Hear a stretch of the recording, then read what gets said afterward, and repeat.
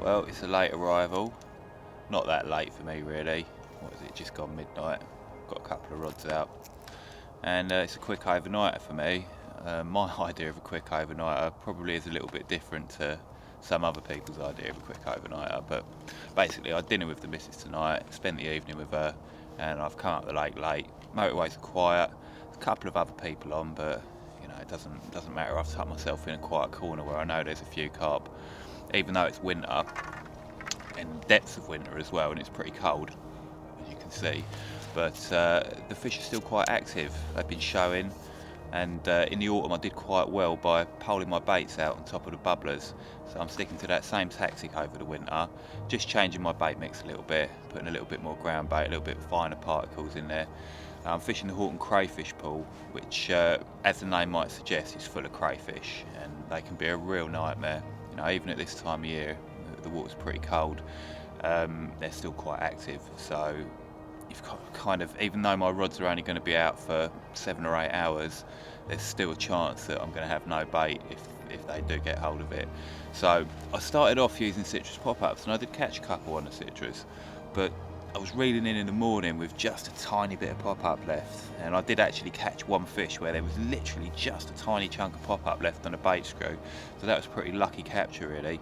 So I switched to little foam balls, which I'm glugging in the citrus syrup just to give them a little bit of that same flavour, which the fish obviously like, but they're pretty much indestructible to the crayfish.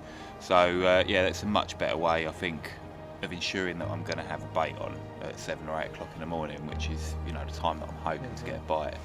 So yeah, fingers crossed. I've pulled my baits out under the bush, got one out in open water, and we'll see what's going to happen.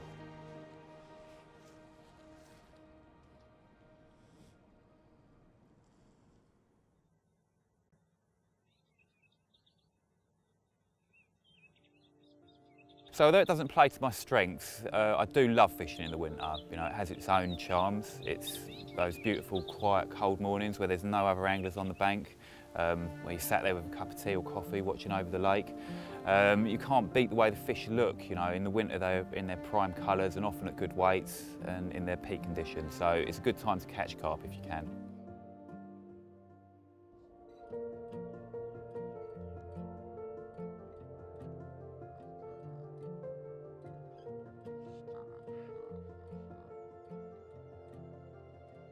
I think we'd had a particularly like a mild December, which meant that the fish were still in the edge. We'd also had a lot of high pressure and a big moon, which often means that the fish are higher up in the water column, so you're more likely to find them perhaps in the edges than you would throughout the rest of the winter. I used that to my advantage. You know, I found the fish in the edge and I presented a bait to them with the pole, which I wouldn't have been able to do otherwise.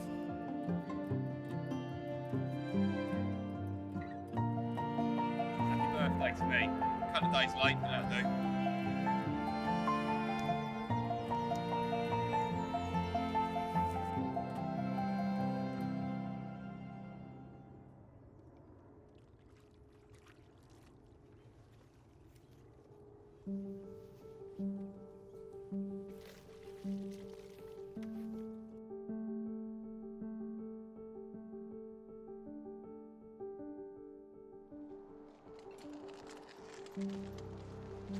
One of the reasons I love fishing in the edge is because I can really accurately bait, I can present my rig perfectly. And here now with the baiting pole, I could do exactly the same thing, but I could do it out in the lake as well.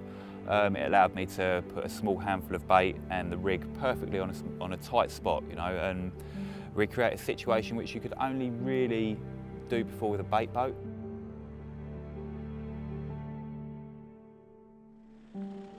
2019 started really well for me. I started early in January, which was around my birthday, and I actually turned up, and it was a really cold night, turned up after dark and there were fish showing all over the lake, which was quite unusual, you know, to see that many shows, but it filled me with a lot of confidence for the night, and I woke up to another bite of first light. Now, this was a much better fish, you know, a really, really nice scaly one, and one of the fish which, you know, you join the crayfish pool to catch. And yeah, this is number 2. Beautiful linear. I've got a bigger one in the other net. So let's have a look at that. That was shortly followed by another one, which was a real bar of gold, a fish of 34 pounds. So I counted myself really lucky not to catch just one, but 2 really good fish that morning. And luckily I had Lou, who was coming up anyway. He came up and did some photographs and some really nice filming for me, and really captured the occasion and captured the moment.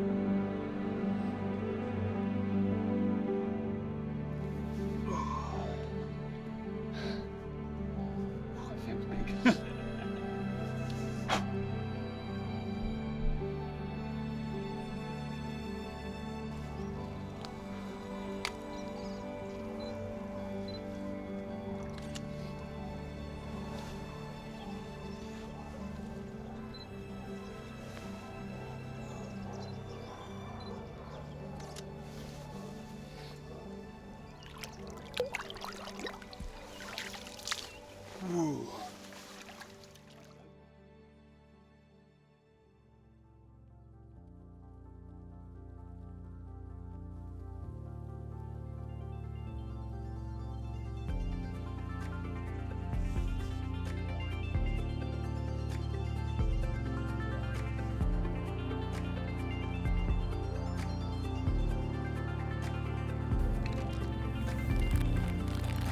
Because of the success that I'd had using the baiting pole during the autumn and the winter, it was obvious for me that I should continue using it in the spring. You know, that presentation that it offered me was bringing me bites when perhaps I wouldn't have been getting them otherwise, where it allowed me to place my baits in holes in the weed accurately, and it allowed me to place it under canopies. And it was only a matter of time, I guess, before I met one of the bigger residents.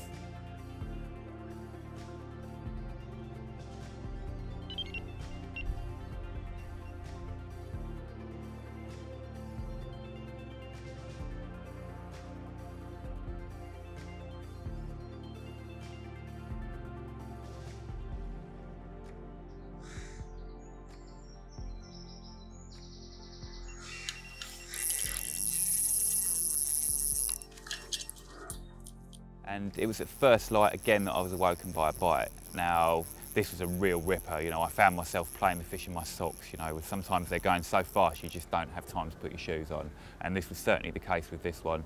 When the fish finally surfaced in front of the net, it was instantly recognisable as one that I'd actually photographed last year.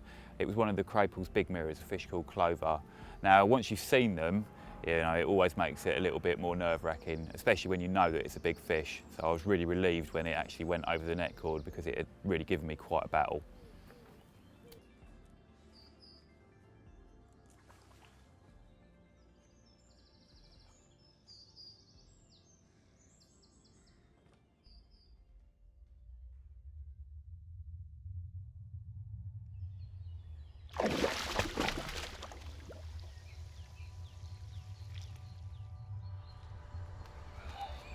I think it's the one they call Clover.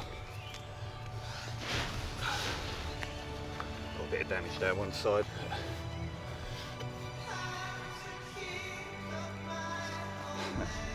Big one. Just linears, bro. Just linears, fam. Photographed this one for Hayden last year, the year before. He sneaked it out the edge off one of my spots. Good to have it in my own net. Big fish.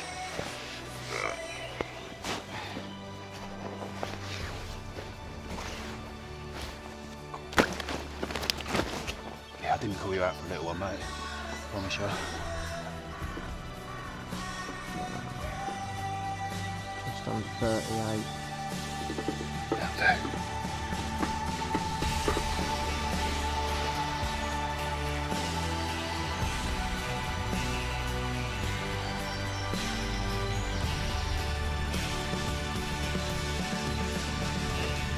What's that fish?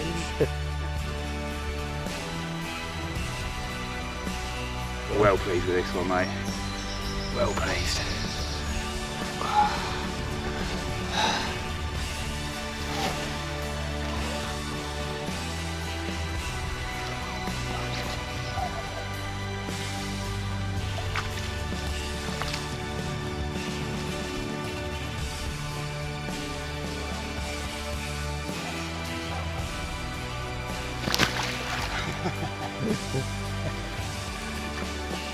I've had a great 2019 so far. You know, the baiting pole's brought me great success.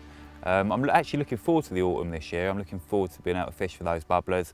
I'm looking forward to the winter. You know, hopefully those quiet banks, those cold mornings, and hopefully a big old chunk in the net.